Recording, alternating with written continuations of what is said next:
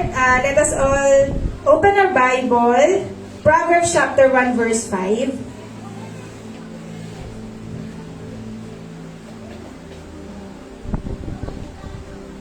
Kapag nakita niyo na siya, can you say Amen? Kasi sometimes, syempre, as we are limited, syempre, minsan, baka mali yung nalagay namin, para at least, kayo mismo, nakita niyo talaga na yung pinapag-aralan natin ay galing talaga sa salita ng Diyos. So, kapag may nagtanong sa inyo, anong pinag-aaralan nyo sa World Central Ministry, syempre, masasabi nyo na we are studying about the Word of God. Kasi kayo mismo nakita nyo, galing talaga siya sa salita ng Diyos. Ayan, so sa Proverbs chapter 1, verse 5, naglagay lamang ako dito ng 3 version. Ayan, so, basahin ko na lang yung ASND version. Let us all stand.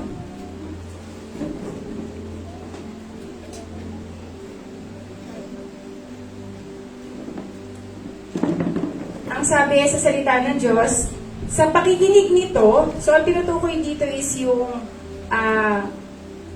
kawikaan. So yung mga sinasabi, mga advice, yan, sa Word of God, ayan. So sa pakikinig nito, kapag tayo ay nakikinig, unang-una ng salita ng Diyos, pangalawa ng mga advice galing sa Panginoon, ang sabi, ang marunong ay lalong magiging marunong. Sabihin nyo nga, lalong magiging marunong. Lalong magiging. At ang may pinag-aralan ay magiging dalubhasa. Sabihin nyo nga, dalubhasa. Dalubhasa. Ayan. So, tayong lahat ay manalangin. Hallelujah. Patuloy nating damhin ang presensya ng ating Panginoon. Patuloy nating damhin ang presensya ng banal na Espiritu na nasa ating kalagitnaan.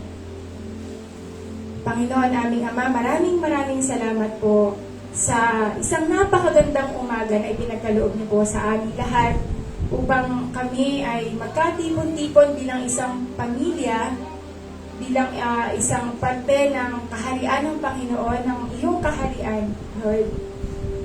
Kami ay ma-unite sa iisang Diyos, iisang Espiritu, iisang bautismo, na kami po ay magkaroon ng iisang layunin at ito ay maitaas ka. Maraming salamat, Lord, na kami po ay naka-attend sa aming Sunday service.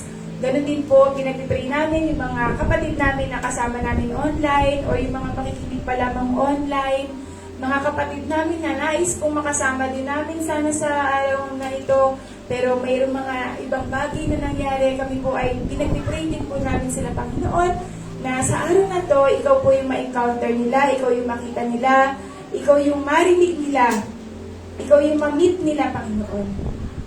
Sa araw na to, Lord, sa pag-aaral namin ng inyong mga salita, dalangin namin ang aming puso ay mapuno ng pag-asa, mapuno ng kapayapaan, ng kaligayahan, na tanging ikaw lamang po ang makapagbibigay sa aming lahat. At nawa, Lord, anumang pong bumabagabag sa amin, O Lord God, ang lahat ng ito itaas namin sa inyo at tanggapin namin ang pagtulong na nagmumula sa inyo, ang karunungan na nagmumula sa inyo, ang iyong pangako na hindi mo kami iiwan ni pababayaan, Lord God.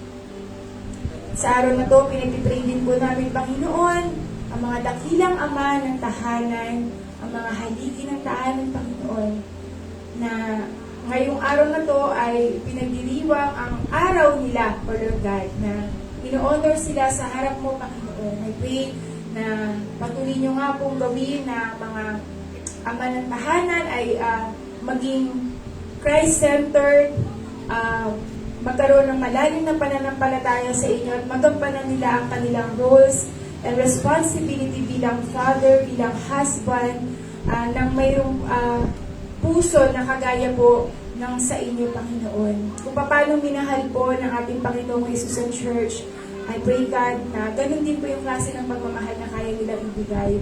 They are willing to lay down their life, Lord God. And I know that it is only possible sa pamamagitan po ng inyong mga kamay, Lord. Ganun din po, Panginoon, pinipipray namin ang mga kasamahan namin, Panginoon, na may karamdaman. We are praying for Sisley, for Baby Jaro, Panginoon. We are praying for complete healing, Panginoon. We are praying for strength, O Lord God. We are praying, God, na kumpleto po talaga yung pagkakagaling po nila, O Lord God. Ang lahat po ng provision ay manggaling sa inyo. Ilapit niyo po sila sa tamang hospital, sa tamang mga doktor na magmamahal at magkakaniha sa kanila. At maging daluyan ito ng channel po, ng kagalingan po at kalakasan nila, O Lord God. And Lord, we are praying for each and every one of us, Panginoon, na talaga naman po tumingin sa iyo, Lord God, the author and perfecter of our faith. Alam ko po, Panginoon, na as you have said in your word, na kapag may nag-gather po, whether it's two, whether it's three, Panginoon, you are in the midst of them, and we know that you are in the midst of us. Nakasama ka namin, Panginoon. Salamat po, Lord God, at ang banal na Espiritu nawa ang magturo sa amin ngayon, at gamitin niyo lamang po ako, at ang bawat isa, Panginoon, na channel ng iyong mga salita.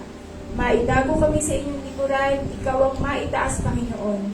All of you, and less of us, O God. None of us, Panginoon, but ikaw lamang po talaga ang makita, mapasalamatan at maitaas sa araw ito. Salamat po, Lord God. We are declaring victory of this Sunday service. In the name of Jesus Christ, our Lord and Savior. Amen. Palakpakan po natin ang ating Panginoon. At sige po, maaari ng upo ang bawat isa. And so, ngayong araw na to, ipagpapatuloy ko lamang po yung pagbabahagi sa inyo nung isa po dun sa mga topic namin bilang mga nagtuturo po or ginagamit ng Panginoon para mag-share ng salita ng Diyos. Yung po yung tinatawag nating wise son. So, para isa po sa characteristic or katangian ng isang anak na matalino, so isang anak ng Diyos, ayan, tayo po ay teachable. Sabihin nyo nga ba, teachable? So, ibig sabihin, tayo po ay natuturuan. Hindi ko sinasabing madaling turuan dahil ang katotohanan ng isang tao ay mahirap talaga turuan. Kaya nga, araw-araw tayo tinuturuan ng Diyos. At ang pagtuturo ng Diyos sa atin, sabi nga sa Word of God, ay para siyang isang Jew. Yan, nakalaitingin si Isaiah. So, ang pagbibigay sa atin ng wisdom ng Panginoon ay parang Jew o habog. Ibig sabihin, unti-unti, magaan, panayad, na ultimo damo, hindi nasisira. Kasi kung talagang lahat ng karunungan ng Diyos, ibabagsak sa atin ng isang bagsakan, parang siyang magiging storm. Mahihirapan tayo unawain. Ito nga lang kumbaga tinuturo sa atin ng Panginoon ngayon, di ba? Minsan nahihirapan tayo unawain na, Lord, bakit sa akin nangyari ito? Bakit namin kailangan na-experience to? Hindi natin siya agad-agad na uunawaan. So, ngayon, isang part ng series na to is yung matatagpuan sa Proverbs chapter 1 verse 5. So, sa next slide, ayan, so makikita nyo yung uri ng paglago ng isang tao ay natutulad sa isang halaman. So, magsisimula ka sa seed ka, ayan, and then kapag naging seed ka, magkakaroon ka na ng konting mga sanga, magkakaroon uusbong, ang dahon, hanggang sa ikaw ay maging matibay na puno. At ang matibay na puno na to ay natitest ng panahon. Tama ba? So, habang tumatagal, ang pagkatuto ng isang tao, wala siya sa edad. Habang tayo ay may buhay, tayo ay matututo sa Panginoon. So, sabi dito, ang isang katangian ng isang, ayan, ito yung mga napag-aralan natin na nakaraan. Ito yung kailangan maisabuhay natin. So, bilang isang anak ng Diyos na hangarin natin na maging isang teachable, na maging isang tao na kayang turuan. So, kailangan consistent tayo. Lagi tayong nag-aaral at may initiative tayo. Hindi na natin kailangan pagsabihan para matuto, pero ikaw mismo sa sarili mo, gusto mong matuto. At paano nga ba mangyayari yun? Kailangan mong makinig. Kailangan mong magkaroon ng katangian na pakikinig. Kailangan mong magkaroon ng katangian na pagsunod. At bukod doon, ito yung matututunan natin sa araw na to na kailangan patuloy ang pag-aaral. Continuous siya. Kagaya ng consistent, kailangan dire-diretso, at kailangan meron tayong tinatawag na increase o paglago. Ayan, so sa next slide natin, ayan, so ito yung pinag-aralan natin para lang review natin. So sabi dito sa Proverbs 18, chapter 15, dinidescribe yung wise son o yung isang matalinong anak ng Diyos. Ang sabi, kapag ikaw ay matalinong anak ng Diyos,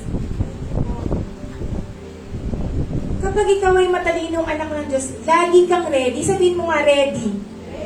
Ibig sabihin, handa. Lagi kang handa na matuto. Araw-araw, nire-ready mo, pine-prepare mo yung sarili mo sa ituturo sa'yo ng Panginoon. So, at ano yung ire-ready mo? Unang-unang ire-ready mo, syempre, ang iyong tenga, ang iyong mata. Kailangan makinig ka sa Panginoon. Kanina tayo makikinig sa Panginoon. Ayan. So, and kasama sa pakikinig sa Panginoon ay ang disiplina. Dinidisiplina tayo ng Panginoon. Ayan. So, ngayon, ito yung matututunan natin na ang sabi dito na isa pang sa katangian ng isang teachable son ay itong tinatawag natin na increase. Sabi nyo nga, increase. Ayan, ibig sabihin dapat natututo na dadagdagan ang kaalaman. Ayan, so yun, dyan tayo ngayon, by God's grace, ito yung matutunan natin sa araw na to. Ayan. Ayan, sa next slide. Ayan, ay, dun muna sa, ayan, sige, okay na yan. Okay, next, ayan. So, dun sa binasa natin, sa Proverbs chapter 1, verse 5, ang sabi dito, di ba ang sabi doon, a wise man will hear and increase learning. Ang isang matalinong tao ay nakikinig. Sabihin nyo nga po, nakikinig. Nakikinig. At ang purpose niya doon is, kaya siya nakikinig, gusto niyang madagdagan yung kaalaman niya. Kaya po tayo nandito, hindi lang dahil sa obligasyon natin, hindi lang dahil sa, para nga ipakita natin na, ay, nakapag-service ako ng Sunday, nagawa ko yung kailangan ko kay God, yung checklist natin for a week or for a day, nagawa natin. Hindi lang doon. Talagang gusto mong matuto sa ating Panginoon. Ayan. So, sabi, ang learning o pagkatuto ay lifelong process habang buhay. Kahit sa tingin mo, dalubhasa o matalino ka na dun sa isang bagay na yon, meron at meron ka pang room for improvement or meron ka pang matututunan. May ilalago ka pa sa anumang aspeto o bahagi na yan ng buhay mo. Kaya kailangan lalong lumago yung pangunawa mo, yung pasensya mo, kasi minsan sa pagkatuto natin, kailangan mo talaga maging maunawain ka, kailangan mo talaga ng pasensya, kailangan mo talaga ng kababaang loob or humility, at ito ay nanggagaling sa ating Panginoon. Yan. So, dun sa aspeto na to, di ba, wisdom is continuous. Ayan. So, mapapansin natin na continuous din yung pagkakaroon natin ng challenges, ng struggles, ng problems, ng mga bagay kung saan hindi natin masyadong familiar. Yan, dire-diretso yan nangyayari sa life natin. At mapapansin nyo rin na kapag natapos na yung isang challenge nyo, merong mas ma-upgrade siya. Diba? So, halimbawa, nung ikaw ay bata pa, problema mo lang naman, nung bata ka is, paano kaya ako makakatakas kay nanay para maglaro? Ayan. Ngayon ba iniisip niyo pa ba yun? Halimbawa, sa mga nasa 30s, hindi na yun ang problema natin. Hindi na, actually, nung bata ako, problema po talaga, paano ko makakalabas ng bahay ng 2:00? Kasi, yun yung kasagsagan ng laro sa labas. Ang nanay ko nakabantay. Kasi gusto niya matutulog ng tanghali para daw ako ay tumangkad. Alam niyo na, kung ba't ako matangkad, kasi natutulog ako ng tanghali. Ayan, so, problema ko talaga yun. Minsan nagtutulog-tulugan ako, tapos, yung dahan-dahan kang lalabas. Pero ngayon, pagsabit ng 2:00, gusto mong matulog. Pero di ko magawa. Ayan, why? Kasi iba na yun eh. Iba na ngayon, kaya sabi ko sana pala natulog talaga ako nang natulog nung araw kasi dadating pala yung time na kahit gusto kong matulog ng alas 2, hindi pwede. Meron akong business na inaayos, meron akong asawa na kailangan intindihin, meron akong ministry, may mga responsibility ako. So tama talaga si God that there is a time for everything. So yan. So kung ano man yung season ng life mo, there is a time in my life na ang tagal kong walang work. Dire-diretso ako ng trabaho, tapos suddenly, nawalan ako ng trabaho, tapos nahirapan akong makahanap ng trabaho. So that time, inip na inip ako, Lord, bakit wala akong trabaho? Kailangan ko na ng trabaho, kailangan ko magkapera, kailangan ko ganito, ganyan. Noon dumating naman yung trabaho ko, sabi ko, Lord, ba't wala akong pahinga? Ano ba talaga ang gusto mo? Diba? So, may season talaga na, ayan, pinagre-rest ka ng matagal kasi pala, malupitang, trabaho yung mangyayari sa'yo. Sana pala, noong mga panahon na wala akong trabaho, sana talaga nag-relax ako, niready ko yung sarili ko, nag-exercise ako para pag dumating na yung trabaho, malakas ako, nag-aral ako kasi nagbasa ako, nanood. Instead na namumblema, nagwo-worry and everything kasi dadating pala yung solusyon. At nung dumating yon, nasayang yung break. Sabihin nyo nga, break. Binigyan ka ng Lord ng break. Pagkakataon mo yun para magpahinga. Pagkakataon mo yun para gawin yung mga ibang bagay na pinapagawa sa iyo ng Panginoon. Pero dahil saan ka nakatingin? Sa iba. Sa distraction ka nakatingin, imbis na nakatingin ka kay Lord. Yung mensahe sa iyo ng Panginoon, hindi mo na ganun kasi yun. Saan kasi tayo nakasoong or saan tayo nakababad? Sa salita ba ng Diyos o sa mga ibang bagay? So, ganun siya. We need, sa buhay natin bilang Kristyano, kailangan natin patuloy na mag-grow, kailangan natin mag-increase, kailangan natin mag-upgrade. Ayan. Kasi kailangan natin maging kagaya ng ating Panginoong Jesus. Sobrang taas ng standard na inaabot natin. Wala tayong kailangang sayanging panahon. Wala tayong kailangang sayanging oras para maging kahawig ng ating Panginoong Jesus. Iyon yung ating goal. So, kaya kailangan talaga lagi kang nag-aaral. Kaya nalulungkot ako pag narinig ko na may mga Kristiyano na hindi nag-aaral ng salita ng Diyos. Hindi ko sinasabi yung basta ka lang magbabasa. Yun talagang intentional ka na nag-aaral ka ng salita ng Diyos kasi gusto mong maging kahawig ni Kristo. Hindi sa kahit ano pa man dahilan, pero dahil gusto mong maging kahawig ng ating Panginoong Jesus. So I pray that today, that will be our goal. To be Christ-like. And ang sabi dito is, kailangan dire-diretso yung paglago natin, pag-English natin. Kasi gagamitin tayo ng Panginoon para maging pagpapala sa mas nakakaraming tao, sa mga pinagdadaanan natin. So, kung ano man yung season or challenges na pinagdadaanan natin, bilang isang estudyante, isang anak, isang nanay, isang tatay, isang atleta, isang business person, ano man yung season na yan, dalangin ko na lumago tayo sa area na yan. Dalangin ko na mas maging kahawig pa tayo ni Kristo. Sabi nga natin lagi is, malayo na, pero malayo pa. Malaki na yung improvement natin. Salamat sa Panginoon. Dati, sobrang magagalitin ko, impatient ko. Pero ngayon, thank you Lord kasi nabawasan. Pero, may i-improve pa. Kasi may mga time pa din talaga na nagiging impatient ako, nasusungit ako and everything. So, meaning, may i-improve pa talaga. So, sabihin mo, may i-improve pa. May. Ayan. So, ayan, may improve pa tayo. Ayan. So, nung mga, by the way, Happy Mother's Day, Happy birthday, Cindy! Happy Father's Day! Sobrang dami kong na-miss out. Pero, alam niyo po ba na bago pa dumating yung mga yan, pinag-pray ko na po kayong lahat. I swear. Last year pa lang, pinaplano ko na siya. Na-experience ko kasi po, not last year, but the year before last year. Ano ba last year? 2024. 2023 yan. Na-experience ko po kasi nung nag-business ako ng 2023, hindi ako prepared. So, ang nangyari is, hindi ako nag-e-excel sa business kasi hindi ako ready doon. hindi ako nag-excel sa ministry.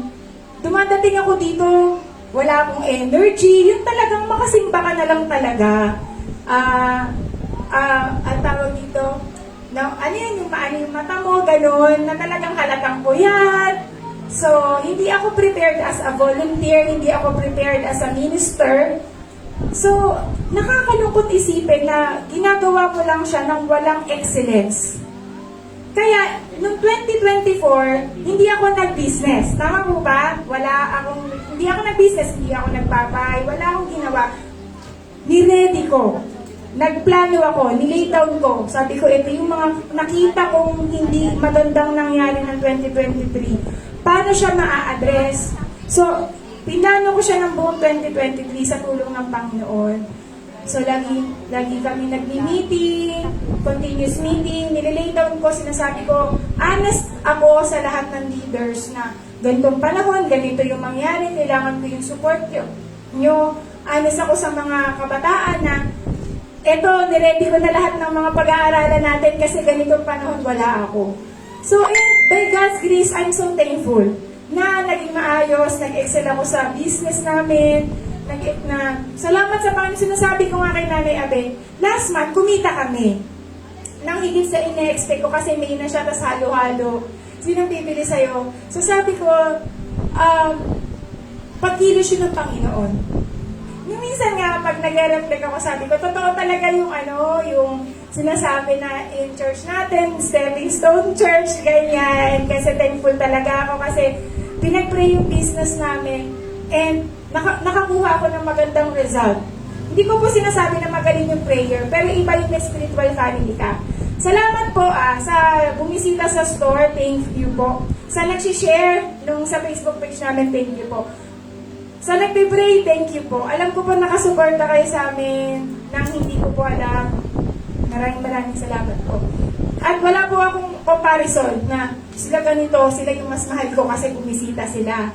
Si ganito, siya yung mas, wala po akong ganun. Ang nasa puso ko lang po, pasasalamat. Wala po akong negative na kahit na ano naisip. Thank you po sa mga nangangamusta sa akin. Nagsasabi na, miss ka na po namin. Maraming salamat po. I feel the love. So, thank you so much po. Ayan. So, naramdaman ko yung kahalagahan ng mayroon kang spiritual family. Kasi, pag may spiritual family ka, may nakasupport sa'yo. First time ko na-experience na may sumuporta sa akin. Joke lang. Kasi siguro, tahimik kasi akong tao, hindi ako pala promote. Yung ganun, kung mapapansin niyo po yung Facebook ko, nag-business ako, pero yung Facebook ko wala siya kinalaman sa negosyo ko, hindi ako nagpo-promote ng negosyo. Pero gusto ko kasing ako bilang isang tao nakahiwalay sa pagiging minister ko, na kung baga hindi ko gagamitin yung pagiging minister ko para, oy, minister ko kayo, lahat kayo bumili Ganyan, wala pong ganun. Ako si Karen, iba ako na hiwalay siya sa pagiging magkaibigan natin, hiwalay siya sa pagiging mag-boss natin, ganun. So, pero iisa akong tao. Kaya naintindihan ko, naintindihan ko lang. Na, ganun po, na kumbaga, ayoko lang po pag-anuhin, na parang maging personal, na ipa-personal na sa inyo, ganun. Wala pong ganun. So, ang gusto ko lang din po sabihin, una sa lahat, salamat po na iba talaga pag may spiritual family ka. And at the same time, syempre, yung may mga nangangamusta sa'yo, it's a reminder for you na may naghihintay sa'yo, na kailangan ka ni Lord. Kunwari sa gawain na yun, kailangan ka niya bilang, kunwari, isang minister, kailangan ka rin niya bilang isang anak, bilang isang ganito. So, thankful ako sa mga ganon. Kasi, boundaries po yun na, halimbawa, na-experience po kasi natin sa church, at totoo siya. Totoo talaga na, halimbawa, pinag-pray yung business mo, tas lumago. There are times na maiisip mo na yung maa-addict ka sa paglago nung isang aspeto na yun ng life mo. At akala mo nag-i-increase ka. Kunwari, sa career mo, todo promote. Tapos, yung business mo, todo tumataas. Nag-i-increase ka, yes. Pero meron kang ibang area na napapabayaan. Example, area ng pamilya. Okay, lumago ka sa area ng career, tapos napabayaan mo yung asawa mo. Ayan, kaya, thankful ako kasi kasama ko nga po yung asawa ko sa business, gano'n. siya pakakulang. At, oo. Minsan nagpapaalam siya, may nagpapatrain daw sa kanya, di ba boxer po siya, at nagtitrain siya ng boxer. Meron daw nagpapatrain na mga babae, ganon. Papayagan mo po ba?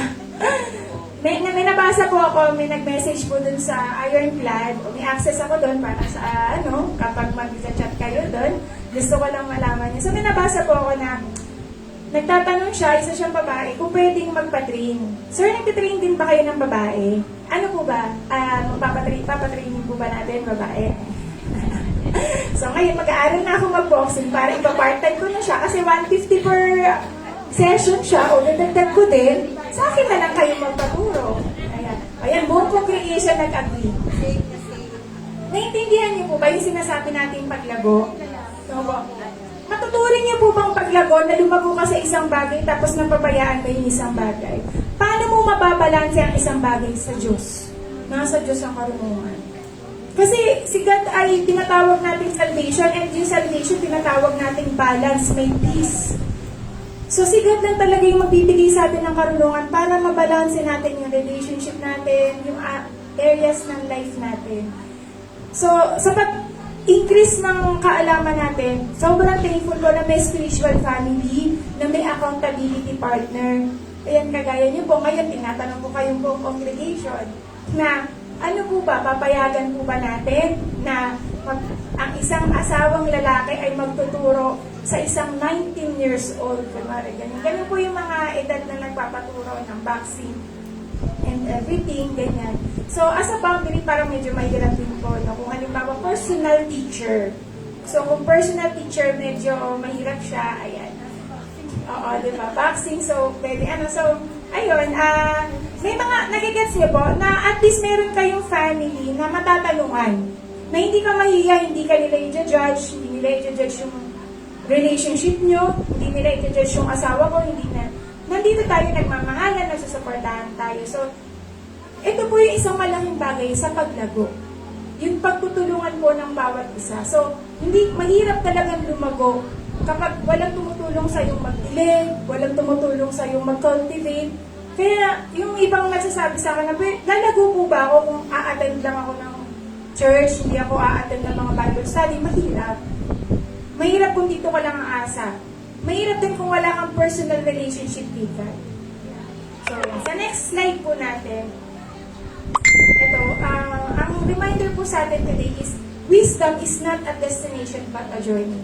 Halimbawa ako, lumago yung business ko, ibig sabihin ba hanggang doon na lang yung pagkatuto ko? Hindi. Dapat madagdagan yung kaalaman ko. Alam ko na itong isang aspeto na to, dapat matuto ako sa accounting. Dapat matuto ako sa bookkeeping. Dapat matuto ako sa ibang aspeto ng negotiating. Naintindihan niyo po yung nais ko iparating na kahit na naging honorable ka pa dyan, highest honor and everything, you still need to increase in that area. Hindi mo kailangan ng isang biglaan, madali, pero i-increase mo.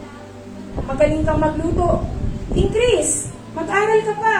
Hindi naman na talagang nandun na talaga lang, hindi. But there's something that you have to learn pa. So yan, kasi not for yourself, but to give glory to God. Yun lagi ang lagi nating motivation dito is to give glory to God, to become just like Jesus Christ. Kasi there are tendencies na sa pag-acquire natin ng wisdom, nagiging mayabang tayo. Lalo na pag gumagaling ka na, ay hindi ka nahihingi ng advice kasi sabi mo, sino ka? May ganito ka ba? May ganito ka bang restaurant? May ganito ka bang paaralan? May mga na-achieve ka na ba na ganito? Sino ka para hingan ko ng advice? To be honest, kahit na mas matanda po ako, alam pa rin ako mukhang matanda yan. Kahit na mas may edad ako sa mga kabataan, nagtatanong ako sa kanila, what do you think? Anong sa tingin nyo? Anong maa-advise nyo? Anong magandang gawin? And I trust them sa mga decision nila, o sige, gawin natin. And then, pag nakita nila pumalpak, tinatanong ko sila, ano sa tingin niyo yung pagkakamali? Hindi ko sila sinisita na, ganito na naman, ayun na naman. Hindi, lagi ko sila tinatanong, ano sa tingin niya yung room for improvement? Kasi, every one of us has a room for improvement. Yeah. So, tatandaan natin, hindi yung kapag natutunan mo na yun, tapos na, hindi. Meron ka pang ilalago sa area na yun. Kaya, hindi ka pwedeng magmayabang or magmalaki lalo na sa ating Panginoon. Ayan. So, sa next slide natin, ay yung mindset na nais natin mangyari is, dati kasi ang mindset is, alam ko na yan. Pero hindi. Dapat anumang area yan, kahit alam mo yan, ang maging mindset mo is, gusto ko pang matuto. Ayan. So, kaya nga, diba sinasabi natin, hunger. Hunger for Christ. Thirst for Christ. Gusto mo pa siyang makilala, gusto mo pa siyang malaman, mag-aral ka ng Bible. Magbasa ka ng Bible. Mag-devotion ka. At higit sa lahat, ibahagi mo. Kasi mas matututunan mo siya pag binahagi mo. Kasi pag binahagi mo, kailangan mong i-apply. Hindi kasi sapat ang pagbabahagi na salita lang. Mas natututunan ng tao kapag ina-apply sila sa buhay. Kaya, eto talaga yung pinaka magandang gawin natin para tayo ay matuto. Ayan. So, sa next slide natin. Ay, connected, sorry. Ginagamit ka din kasi ito for Bible study. Ayan. So, ang context kasi ng Proverbs 1, ito yung introduction. Ayan. Ito yung pinaka-introduction na kung babasahin niyo siya na buong Proverbs or buong kawikaan. So, ang purpose kasi ng Proverbs, ito yung purpose niya. Kaya gustong matuto ng isang tao ganito kasi you want to impart wisdom. To give glory to God. Not for yourself na, kunwari ngayon, nagsishare ako sa inyo, hindi ko gustong sabihin na, mas magaling pa rin ako sa inyo Hindi ako naka-attend na ilang service, pero ito, magtuturo ako sa inyo. Hindi ganun. Walang halong pagmamalaki, walang halong pagmamayabang. Yung tinuro sa iyo ng Panginoon, gusto mong ibahagi kasi na-bless ka. So you want other to be blessed by the wisdom that you receive from God. Na gusto mong ma-bless yung mga instructions sa iyo ni Lord, ginawa mo, in-apply mo. Pwede, baka ituro mo, baka mag-work sa Kanya. But it is always from the Lord. So wag sasama loob natin kapag hindi niya ginawa. Kasi baka may iba siyang instruction na narinig sa Lord. Pero at least nagawa natin yung participation natin na na-share natin o na-impart natin yung wisdom, instruction, understanding, and guidance, all to give glory to God. And yung verse 5, it encourages those who are already wise to continue learning and growing in understanding. Yes. So sa next slide natin, ito po, gaganunan ko lang po yan na ito yung pinag-aralan natin last time na nag-share po ako. Una, what is listening?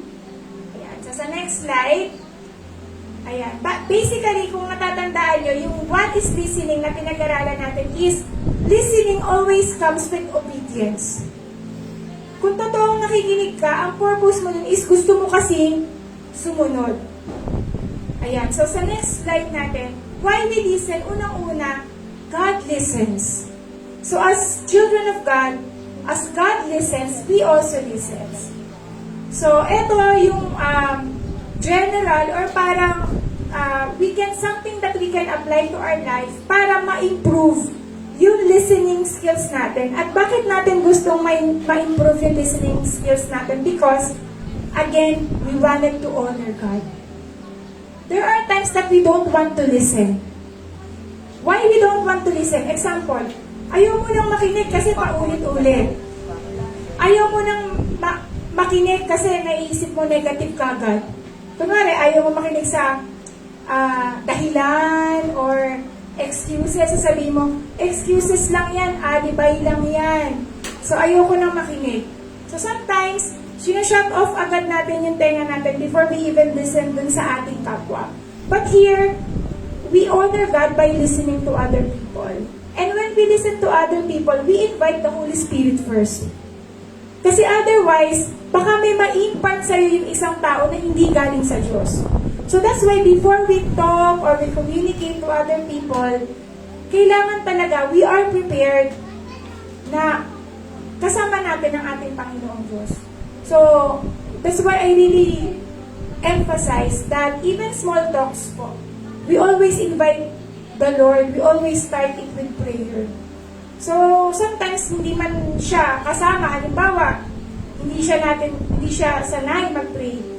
Before you talk to a certain person, always pray beforehand that, Lord, guide me in this conversation, help me. Sometimes hindi natin nagagawa yan, di ba? But ito yung sometimes, no, na nahihirapan tayong gawin, yung may nagsasalita tapos nag-i-interrupt tayo.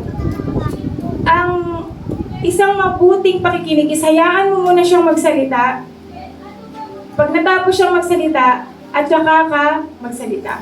So, it's good that you have pen or you have your cellphone. I-note mo yung mga sinasabi niya na pwede mong i-summarize or something na hindi ka agree or something na hindi na ayon sa, especially kapag nasa Bible study setup, nasa meeting setup, para maka-clarify mo kasi baka magkaiba kayo ng pagkakaunawa. Doon nagsisimula yung misunderstanding kasi eto yung sinabi niya, eto yung pagkakaintindi mo. Kunwari, ang sinabi ni Mister, ay, makikipagkita ako sa kay kumpare, kunwari. Pwede ba ako makapagkita kay kumpare? Ang sagot mo, ano? Makikipag-inuman ka na naman?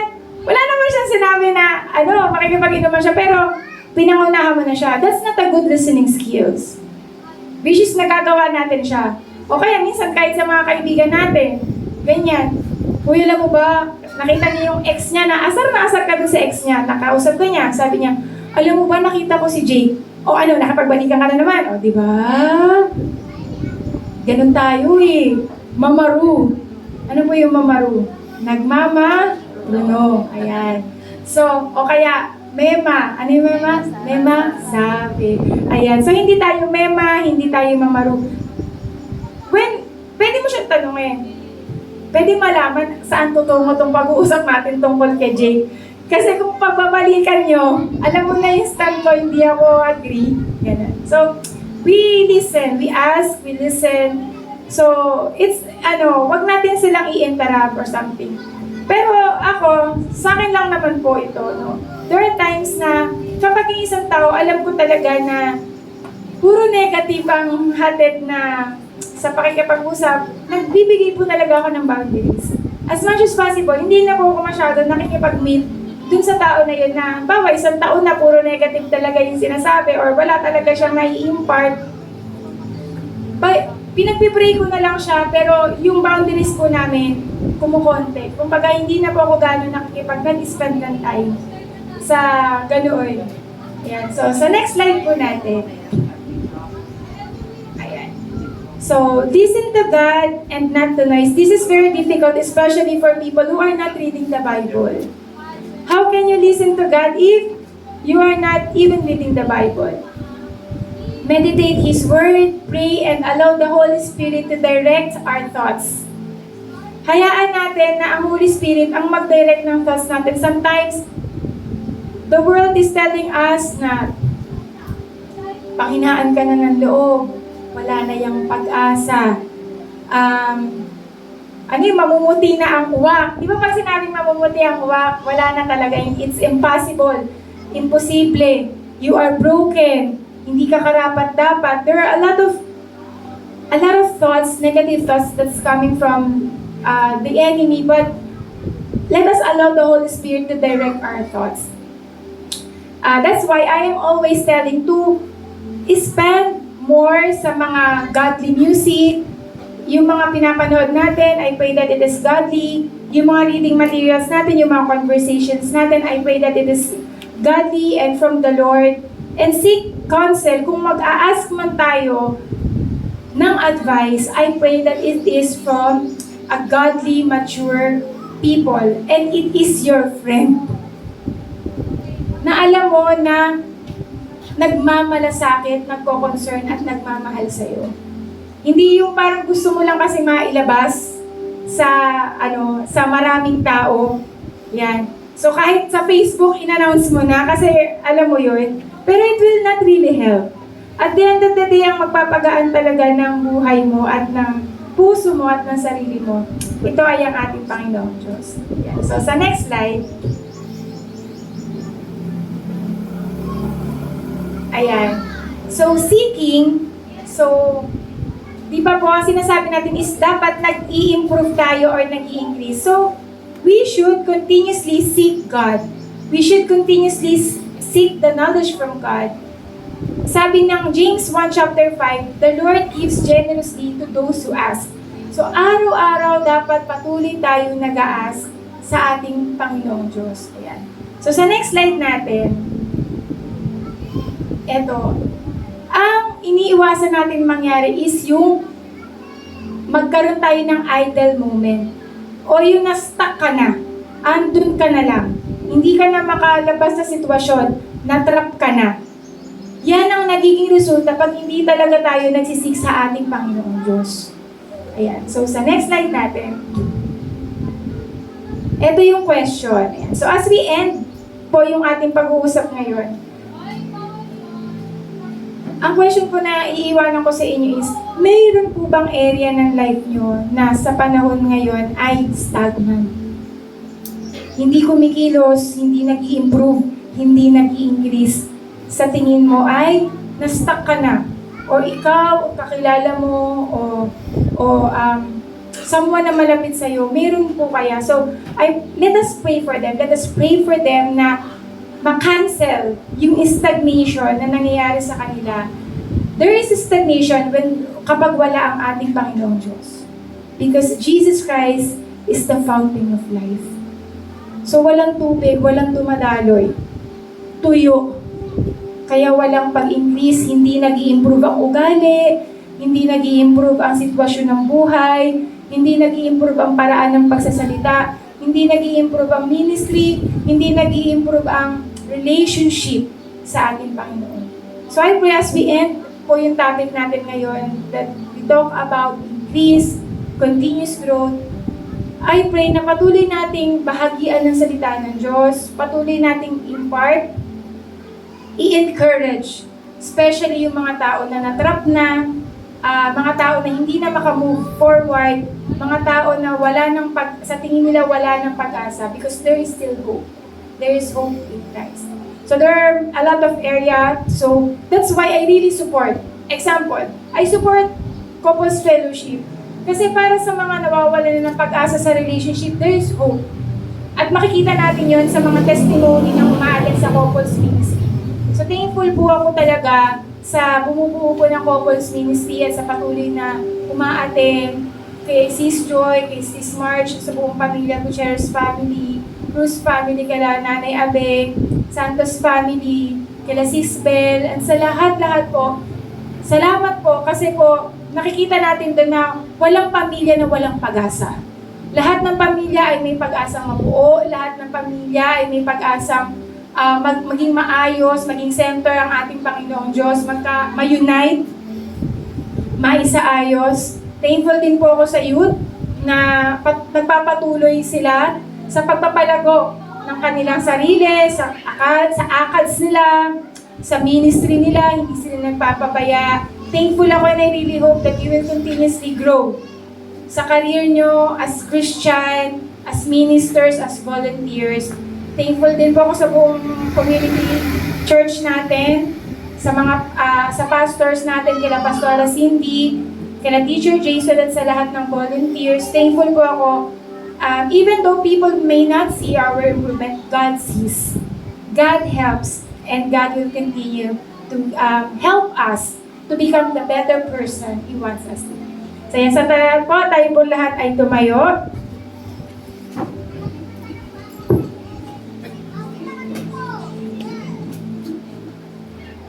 As we pray, as we close our eyes, let us think for sa question na iniwan natin ngayon. Tayo po ay mag-reflect. Ano kaya ang bahagi ng buhay ko yung hindi ko napapagtuunan ng pansin na ma-improve? Is it my health? Yung manner ng pagkain ko ba? Yung manner ng pagtulog ko? Manner ng pag-exercise ko? Is it the way I speak? Do I need to speak life more? Is it the way I think? Na negative lagi yung thoughts? Yung family ba? Yung relationship? Is it my finances? Is it the way I manage my time? Is there anything na ninanais natin na mag-increase tayo? Sabi sa binasa natin, James chapter 1, verse 5, sabi doon, si God ay generous sa pagbibigay ng wisdom. And si God, when He gives wisdom, He guides us, He trains us, and He uses the Word of God. Maybe it's about time na para mag-increase tayo, let us involve Jesus Christ. Let us continue to worship Jesus Christ. Let us continue to seek Jesus Christ. Hallelujah. Father God, we just wanted to honor you today and thank you, Lord. Salamat sa hope na nasa inyo, Panginoon. Salamat sa joy na nasa inyo, nagmumula sa inyo. Salamat sa peace na nagmumula sa inyo. Salamat sa healing. Salamat sa salvation namin at ng aming pamilya. Salamat sa opportunity na marinig ka, makasama ka, Lord God. Thank you, Lord, na bilang mga anak mo, nais mo kaming mag-increase, nais mo kaming mag-improve, nais mo kaming lumago. And even the world, kahit po yung world, Panginoon, tinatry na stop kami na lumago, Lord. Nilalaban niyo po kami, Panginoon, para patuloy po kami maging kawangi sa kagaya ng aming Panginoon Jesus. Salamat po sa lahat ng tulong, sa pagmamahal, sa grace, sa favor, Lord God. Lord, sa aming pag-hiwa-hiwalay, Lord, alam ko that we are one in spirit. I pray that we will continue to pray for one another, Panginoon. I declare favor, I declare blessing sa mga kapatid ko na nais pang, may mga pinapangarap, may nais simulan, may nais gawin. I pray, God, na makasama ka nila sa anumang hangarin o goals nila, Panginoon. Talam ko po na basta kasama ka namin, Panginoon, nasa amin ang katagumpayan. At sa tagumpay na to, Lord, hindi namin nais maitaas ang aming sarili. Nais namin na patuloy kang maitaas, Lord, sa lahat ng ginagawa namin, Panginoon. Ang lahat ng ginagawa namin ay inaalay namin para sa iyo. Sa aming pag-iwahiwalay, Lord God, I pray na we will give more time, Lord, to study your word. Nasa bahay namin, muli balikan namin yung pinag-aralan namin ng Proverbs chapter 1, the whole chapter 1, specifically chapter 5, Panginoon. That the man who hears will increase, Panginoon. Na sa aming patuloy na pakikinig sa inyo, kami po ay patuloy na lalago kasama po aming Panginoong Jesus. Salamat po, Lord, sa aming spiritual family. Salamat po sa magandang panahon. May your guidance, protection, and love be upon us, O Lord God. Wala pong maging room ang any thoughts or any gawa ng kaaway sa aming puso at sa aming buhay. At ang banal na Espiritu ang patuloy na kumilos sa bawat isa. Salamat po, Lord. Ang lahat nga po ng papuri at pasasalamat ay tinataas namin in the name of Jesus Christ, our Lord and Savior. Amen. Palakpakan po natin ang ating Panginoong Jesus.